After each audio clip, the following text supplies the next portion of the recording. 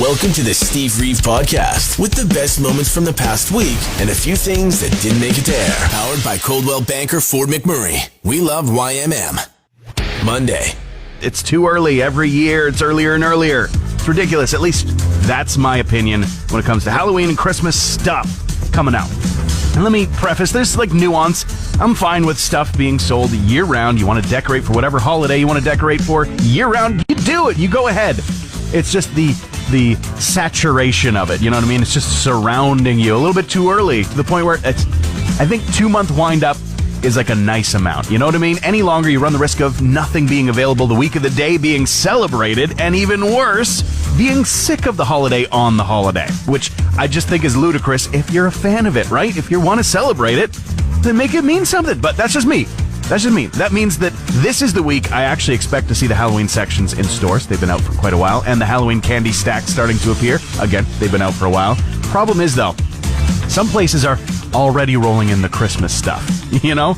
Maybe I'm in the wrong, though. That's just what I'm trying to figure out. Trying to take the pulse. Got a poll going on up on our social media. You can feel free to call or text it as well. Do you actually like the Halloween and Christmas stuff coming out early? Is that a preference? Am I the one that has it so wrong? Please, let me know. Am I so out of touch? No, it's the children who are wrong. If you weren't aware, the MTV Video Music Awards took place last night from Newark, New Jersey, and with a whole host of categories that really don't have a lot of bearing on the playlist that we play, but some, like Best Rock, for instance, and it was Red Hot Chili Peppers with Black Summer winning that one out. Meanwhile, Foo Fighters, Jack White, Muse, Shinedown, and 3 Days Grace were on the nomination list on that one, and the night was filled with really, really impressive performances, wild fashion, and for anybody over the age of 40, probably just a bewildering experience overall. That's what MTV does. That's the space they occupy. Meanwhile, Ozzy Osbourne is sick of the space that he is occupying because he says he is fed up with mass shootings and gun violence in America. He says God knows how many people have been shot in school shootings. He has done and is planning to move his family back to England simply because of it. Everything's bleeping ridiculous here is what he's saying. So we wish you well and travel safe. Absolutely. Kind of makes sense. You're listening to the Steve Reeve Podcast from 100.5 Cruise FM. It's finally here. The product we've all been waiting for, the Oscar Mayer Weiner Pop. Apparently this is a real product that is being sold. I don't know if it's fully like a wide for sale thing across North America, across the world, or if it's just a weird novelty thing that's very hard to access. You know, sometimes you can't even buy it in stores. You got to enter some Twitter contest or something like that. I don't know for sure, but I do know that Oscar Mayer's is now releasing the Cold Dog. It is a frozen popsicle that tastes like their brand of hot dog, right? And they say it's refreshing, it's smoky, there's notes of umami, and it even comes with a mustard swirl. I'm not sure if it's directly just mustard or if it's some kind of sweet mustardy frosting that, I don't know about this. Apparently, people that were polled on the internet said that this idea was a genius idea. They had overwhelming excitement for the Cold Dog idea, for the Wiener Pop. And they say it was a know-brainer to make this a reality. I don't know. I think that my morbid curiosity would allow me to try it, but I just can't know that I would love it. It just looks like you're eating a frozen hot dog right out of the freezer. And honestly, the thing that's most upsetting about it is just having to say the words Wiener Pop over and over again. No, stop it. Tuesday. It has returned. It is back! Pumpkin spice is here!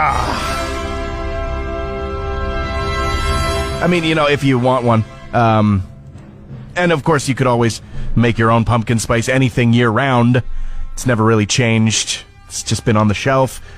But now, the official one. You know, the pumpkin spice latte and the iced version, the cold cream foamy brew one is back as well. They've got some apple pie, cinnamon, crispy thing that they've got with oat or not with oat. You know, they've got all kinds of fall flavors coming back again as of today. I just want to hold on to summer for a little bit longer, right? I don't hate it.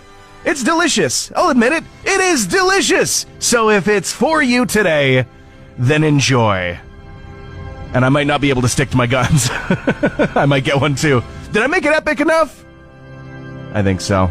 The Monkees, well, the main surviving member of the Monkees, Mickey Dolenz, he is suing the FBI, actually, and it is all to do with a Hoover-era file on the band from 1967-ish.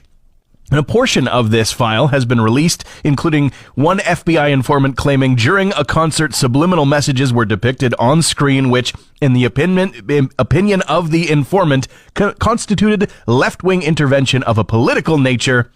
And, we're inciting riots and unfavorable responses from the audience, blah, blah, blah, blah, blah. Mickey Dolenz now saying, give me the rest of the file. I want to see it. And has applied with a Freedom of Information Act request and has been denied. So now there's a lawsuit in place basically specifically designed just for Mickey to get his hands on this document and, I assume, have a laugh about what it contains.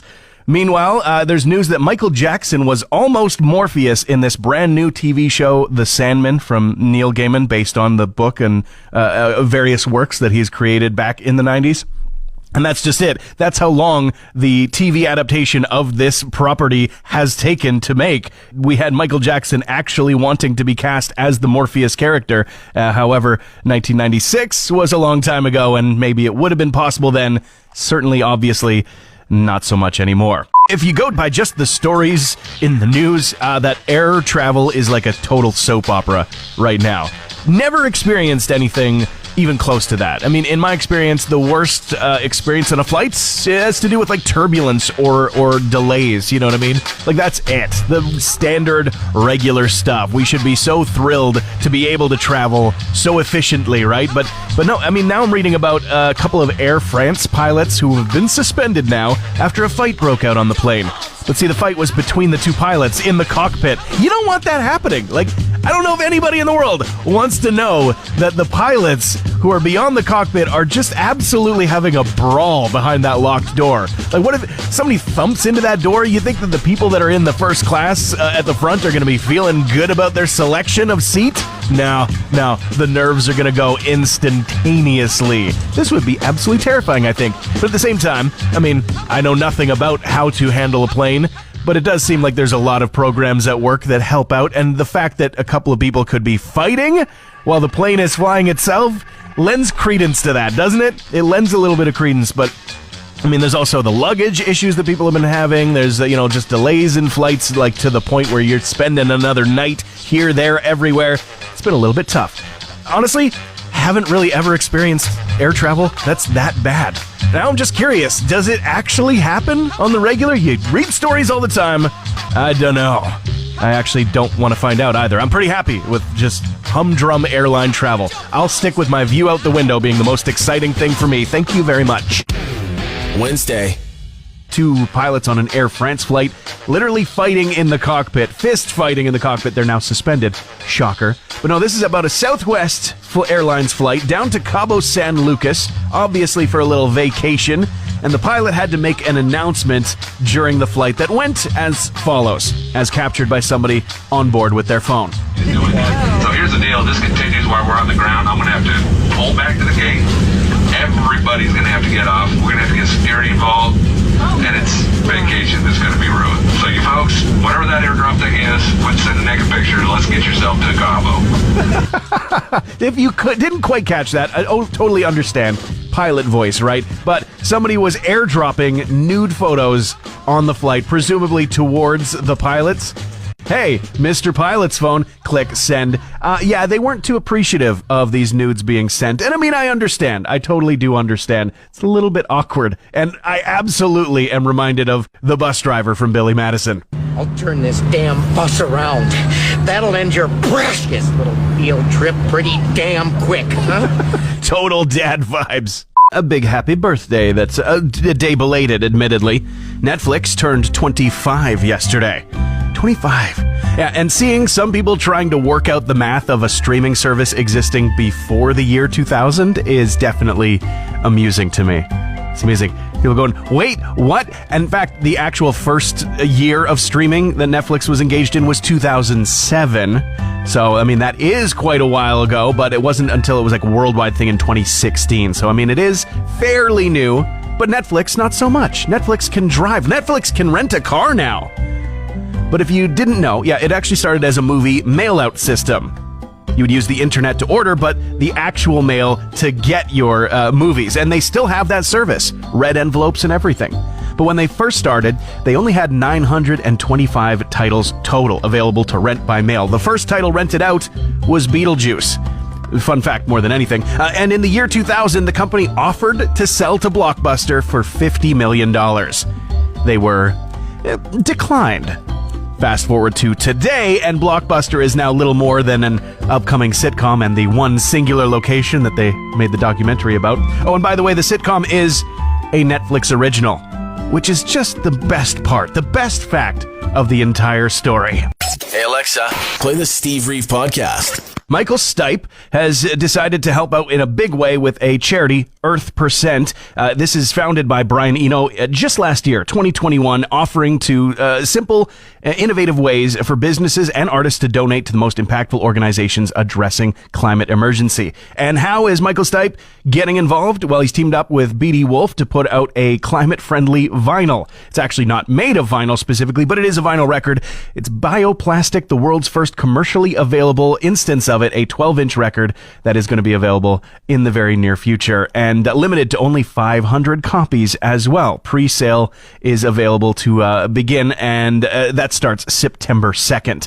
David Bowie in the news once again after being added to Camden's Music Walk of Fame. That is alongside The Who, alongside Amy Winehouse, other incredibly huge British acts. He's the very latest to have received it, of course, posthumously, and this is a special award that has been launched since 2019, but was originally talked about as early as 2013, and that is why some of the artists kind of have been added to it after the fact as the unveiling happened in 2019 and 2020. And the final tickets were just released for the Taylor Hawkins tribute gig from the Foo Fighters, as well as so many other artists getting involved. The Wembley Stadium one specifically, that is coming first in September on Saturday the 3rd, and will be live streamed through MTV's a YouTube page globally, so you will have access to it. The second one over in LA on September 27th, featuring a lot of the same artists, but somewhat of a different lineup. We were just talking about Netflix and the fact that they used to be a physical medium exclusive company before the streaming. They still do that, but not that many people take advantage as much as they used to, for sure. But I was just realizing last night, I had a bit of an epiphany. I think I already knew, but it really had to face my inner self, you know what I mean? I've realized that really nice physical copy media is like crack to me. I just come from that time, you know what I mean? The pre-internet analog time. Now, I don't think that I have like a true problem, because other than a couple of like vinyl records and the only physical copy anything I've picked up in the last few years is like one Blu-ray, okay? Only one in several years.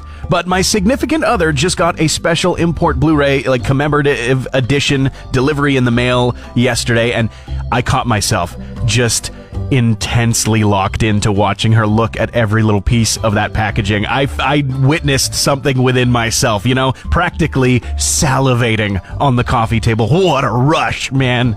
Practically rubbing the bonus feature disc on my gums, you know what I mean? Sneaking out of bed in the middle of the night just to smell that new packaging smell.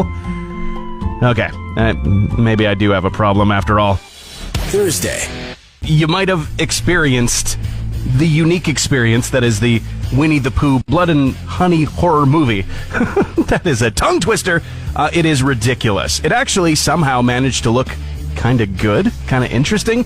But if you're not familiar, Winnie the Pooh, in fact, the whole story of the 100-Acre Wood, now available in the public domain to do whatever you want with. And people thought, hey, let's make a horror movie. Let's do it. Let's put it out. The release date is coming, and it's going to be creepy. It's going to disturb some people. But I thought this is a fun chance to come up with some other horror versions of expired copyright titles, of public domain stuff. Now that it's a thing in the world and following in the footsteps of Pride, Prejudice, and Zombies, what other titles can we come up with? How about Arthur, the Sword in the Skull? Or how about a Canadian classic, Anne of Crimson Gables? It doesn't really roll off the tongue as well, but still. What about the Great Gatsby? He lures you to his fantastic party, only to leave you gutless. It's a stretch, I know, but the Wizard of Axe. I could just imagine that one. That actually sounds like a fun B-movie. Or Robin Hood, Thief of Life. It does look like the Jeff Beck North American Tour is actually going to be the Jeff Beck and Johnny Depp joint North American tour. Of course, they did release an album back in an album together in July called 18, and they're going to be servicing that, promoting that as they go through the rest of the dates, most of the rest of the dates on this North American tour, which is actually going to get into its full swing as we get closer to October. Interesting. Milli Vanilli in the news simply because the biopic is greenlit and the cast has been revealed. And there's going to be, of course, some discussion within the story about the lip syncing and the hiring of the models and who actually made the music and everything, but it's going to take a little while. Announcing the cast is a few steps away from actually releasing said movie. And Cher has made a public reaction to a pop star, Dua Lipa, being called the Cher of this generation. Of course, Cher, 76-year-old pop icon of her own generation, is sparking a bit of controversy. Yeah, a little bit, because she says how many years are in a generation, and people are interpreting that as being some shade being thrown around. I don't think so. I think Cher is just being Cher. Thanks for listening to the Steve Reeve Podcast from 100.5 Cruise FM. Holy cow, long weekend is just about to begin, and before it officially starts, Wood Buffalo RIBFEST is here, taking over the Sny Park, and we're here with one of the people involved heavily in the entire event, and from Billy Bones Barbecue. Andrew, how are you doing today? I am doing good. How are you doing? People getting in touch. They're wondering, when is the first chance I can buy ribs and put them in my face, right? Yeah, I mean, we're so excited to be back in Fort Mac, so yeah, we're looking forward to a great weekend. And it does start tomorrow for everybody to come and attend, and, free to come down to the Sny and take a look around and get some food into you. Of course, you got to pay for the food, but it's actually starting for you today. You said you're very busy. Yeah, so today we're going to be setting up this morning. Actually, we're currently already parking. The guys are down there working. We're going to start cooking, and then tonight, Billy's Barbecue is going to be donating 200 meals to the homeless shelter here in Fort Mac. We just thought it was important to give back to the community, especially with the tough times that are going on right now. So that's it's important to us that these events, give back to the community and keep the longevity going. That's beautiful to see, and yeah, making sure that everybody has a chance to get fed. Of course, there's going to be 4 days of people getting their feed on, but that's not it. There's music in the air once again for this one. People have been wondering, how can I get that RIBFEST classic experience? This is the weekend to do it. Yeah, this is. I'm super excited for the East Coast Kitchen Party Friday night. I think that's going to be a really good time. Also, the Rec Laws playing Sunday is going to be sweet. I mean, they're one of the hottest bands in Canada right now for country. So, yeah, I'm just super excited and can't wait to see all of you. That's one of the big things that I've been hearing is that, the Rec Laws, they're here in town this weekend. Yeah, they absolutely are. So tomorrow, get your George Street taste of the East here in Fort McMurray to kick things off. Rock the Sny with live bands all day long on Saturday. The Hootenanny on Sunday. It's going to be awesome. And then Family Day Monday. So what is the key, the secret? I mean, I think I've asked you in the past, what makes delicious barbecue ribs the best possible? Yeah, I think obviously cooking everything at a low temperature is most important. Low and slow. You got to have a little bit of sweet, a little bit of heat, and obviously a salty rub. That's the key. You want that salt to come out underneath the sweet sauce, and and bring out those natural flavors and natural juices. Smoke ring. Yeah, we're. Billy's is Alberta's most winning team for sure. But on North America standard too, we're probably in the top 5. So yeah, we're just happy to be back. Get a taste of it this weekend. Thanks so much for stopping by and telling us all about it. Of course, you can find out more information about Wood Buffalo RIBFEST online or just by coming to the Sny tomorrow when it kicks off and taking a look around, snoop around. Thanks, Andrew. Thank you. Friday. Really one of the biggest associations with the Lord of the Rings films, beyond the accolades, the Oscars won, the incredible special effects, and the fact that it swept the entire world up for 3 years and then beyond, was a lot of walking, right? Lots and lots of walking. And thankfully, I haven't heard that there's too much of that taking over when it comes to the brand new Lord of the Rings prequel show that has shown up on Amazon Prime, Rings of Power, out with a few episodes already. Same deal over on HBO / Crave in Canada for the new Game of Thrones prequel. Thousands of years in the past, find out what happened to set the stage for what happened with what you have already seen and know, right? Did the two companies that were making this, did they think maybe they should take a moment to talk about release schedules and think maybe at the exact same time in 2022 was like maybe not the best idea, maybe a little oversaturated. I don't know. To be perfectly honest, I've been so behind on everything, I haven't seen either show, so no spoilies, okay? No spoilies. I'll get to it. There's a long weekend ahead, although it's going to be gorgeous outside, so it's not looking good. RIBFEST begins. Absolutely. They've already started cooking because you got to get started early when you're going that low and that slow to produce delicious, delicious food all through the weekend for us down at the SNI. The full festival with music in the air every day. Free to attend, though there is a VIP section if you really want to jump into there. Absolutely grab a ticket for it. Kind gesture from Billy Bones Barbecue as well, bringing 200 meals to the patrons of the Center of Hope last night. That's right, and they're just one of several of the amazing flavors, amazing different booths that you can get to while the RIBFEST celebration is on over the weekend. It's going to be a lot of fun. If your, buddy planned a backyard barbecue for this weekend, you might have to let them know that, they're a great griller. They're a great griller, truly. But the professionals are in town for this weekend. Look, kids, I just got my party invitations back from the printers. Come to Homer's BBBQ. The extra B is for BYOBB. What's that extra B for? That's a typo. You're listening to the Steve Reeve Podcast from 100.5 Cruise FM. We are going to be able to watch globally a free broadcast version of the Taylor Hawkins tribute show tomorrow via the MTV YouTube channel. However, we've just learned that the Smashing Pumpkins have announced a free show in New York City later this month to kind of kick off their North American tour featuring Jane's Addiction as well as Poppy and Meg Myers, but it's not going to be live streamed for anybody to just jump online on the internet. They are calling it specifically an intimate club performance on Thursday, September 22nd, and tickets are free but only being given away by contest. And yeah, going to be kind of hard to get. NoFX have just absolutely broken some brains on the internet after dropping a comment that says they're breaking up in 2023. Fat Mike was the one who posted said comment and it specifically said it's been an amazing run. They're not done with their performances yet. They still have some set up for this weekend, I think. A couple of them. There's more punk and drublic festivals across Europe and North America happening throughout 2022 into 2023. But I guess they're hanging up the towel after that. And meanwhile, Anthrax has canceled their 2022 European tour. They're calling it a logistical issue, as well as high costs to be able to continue. But they do say, kind of a caveat, they're going to be able to come to the UK as scheduled. Not the greater Europe mainland, but UK, keep your tickets. This mashup is pretty incredible. And coming from a master of mashups, apparently, if you haven't heard of the Taskmaster, metal fans, rejoice, because you can hear your classic favorite songs are redone. Apparently, this guy has almost 60 different mashups of just Metallica and Megadeth songs alone. And yeah, I know the whole history, the Dave Mustaine of it all. Yeah, I get it. Which is why it's kind of extra awesome. But this one is a very unlikely mashup. In fact, I had completely forgotten about the song Big Gun from AC/DC. The mashup is called Run to Gun because it's AC/DC's 1993 hit from the soundtrack to Last Action Hero mixed with Run to You by Bryan Adams. Yeah, I said it was unlikely. And this is what it turns out like.